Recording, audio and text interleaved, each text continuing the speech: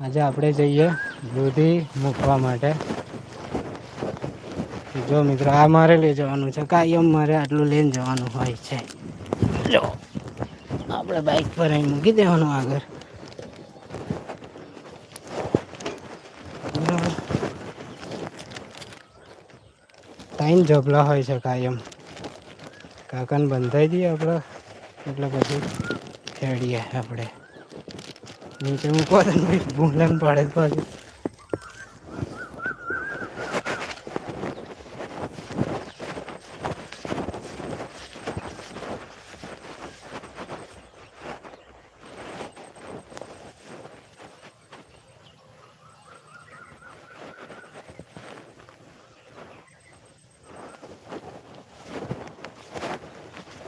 લે જાઓ ઠેલી.